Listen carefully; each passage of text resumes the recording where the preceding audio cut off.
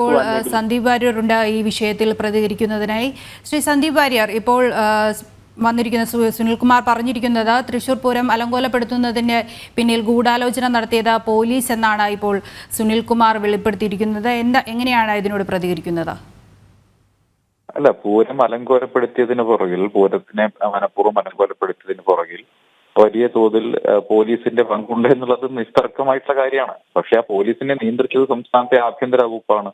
സംസ്ഥാനത്തെ പോലീസിനെ കയറൂരി വിട്ടുകൊണ്ട് ഈ പൂരം സംവിധാനത്തെ മുഴുവൻ, ആചാരത്തെ മുഴുവൻ അട്ടിമറിക്കുന്ന രീതിയിലേക്ക് പോയതും ജനങ്ങളെ ബുദ്ധിമുട്ടിച്ചതുമൊക്കെ പോലീസ് തന്നെയാണ്. അതിൽ തർക്കമുള്ള കാര്യമല്ല. പക്ഷെ ആ പോലീസിനെ നിയന്ത്രിക്കാൻ ബാധ്യതയുണ്ടായിരുന്ന, പോലീസിന്റെ നിയന്ത്രണം മുഴുവൻ കൈപ്പിടിയിലുണ്ടായിരുന്ന, തൃശൂർ പൂരത്തിന്റെ ഉത്തരവാദിത്വം കൂടി ഉണ്ടായിരുന്ന പ്രദേശത്തെ മന്ത്രിമാരുൾപ്പെടെയുള്ളവർ, സുനിൽകുമാർ ഉൾപ്പെടെയുള്ള ഇടതുപക്ഷ നേതാക്കന്മാരൊക്കെ ആ സമയത്ത് എവിടെയായിരുന്നു?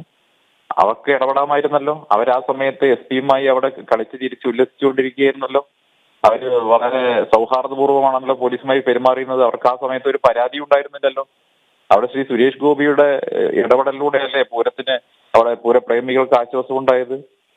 അവിടെ സുരേഷ് ഗോപി മാത്രമേ ജനങ്ങൾക്കൊപ്പം നിൽക്കാനുണ്ടായുള്ളൂ. ആ സമയത്ത് ജനങ്ങൾക്കൊപ്പം നിൽക്കാതെ പോലീസിനൊപ്പം നിന്നുകൊണ്ട് ജനങ്ങളെ ഉപദ്രവിക്കാൻ വേണ്ടി കൂട്ടുനിന്നവരിപ്പോ എല്ലാ കുറ്റവും പോലീസിന്റെ തലയിലേക്ക് ഇടണ്ട. ഇവരൊക്കെ തന്നെയാണ് അതിന് ഉത്തരവാദികൾ. പോലീസിന്റെ നിയന്ത്രണം പൂർണ്ണമായും ഇവരുടെ കൈകളിലാണ് ഉണ്ടായിരുന്നത്. പിന്നെ പോലീസ് മാത്രമല്ല, ഇവർ കൂടി ചേർന്നിട്ടാണ് പൂരം അട്ടിമറിക്കാൻ വേണ്ടിയിട്ടുള്ള പരിശ്രമം നടത്തിയിട്ടുള്ളത്. സുനിൽകുമാർ ഇപ്പൊ കൈ കഴുകി മാലാഖ ചമയേണ്ട കാര്യമൊന്നുമില്ല. നേരത്തെ തിരുവമ്പാടി ദേവസ്വം ഇത്തരത്തിലുള്ള ഒരു ആരോപണം ഉന്നയിച്ചിരുന്നു. ഈ തൃശൂർ പൂരത്തിനെത്തിയ പോലീസ് ഉദ്യോഗസ്ഥർക്ക് തൃശൂർ പൂരത്തിന്റെ ചട്ടവും അതുപോലെ ആചാരങ്ങളും കൃത്യമായി അറിയാത്തവരാണ് എന്നുള്ള ആരോപണവും തിരുവമ്പാടി ദേവസ്വം ബോർഡ് ഉന്നയിച്ചിരുന്നു.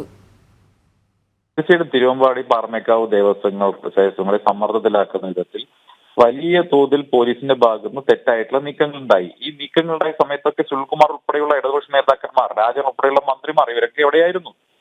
തൃശ്ശൂർ ജില്ലയിൽ നിന്നുള്ള ഇടതുപക്ഷ നേതാക്കന്മാർ, ഈ വിഷയത്തിൽ ഇടപെടേണ്ടവർ, അവിടുത്തെ ജനപ്രതിനിധികൾ, അവർ ഇടപെടാതെ മാറി നിന്നപ്പോഴാണ് സുരേഷ് ഗോപിക്ക് അവിടെ കടന്നു വരേണ്ട സാഹചര്യം ഉണ്ടായതും ജനങ്ങൾക്കൊപ്പം നിൽക്കേണ്ട സാഹചര്യം ഉണ്ടായതും.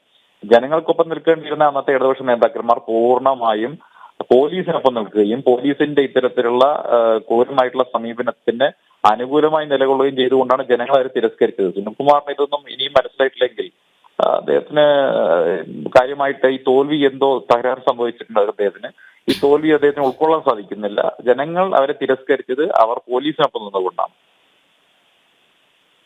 സന്ദീപ് വാര്യറാണ് ഈ വിഷയത്തിൽ നമ്മോട് പ്രതികരിച്ചത്.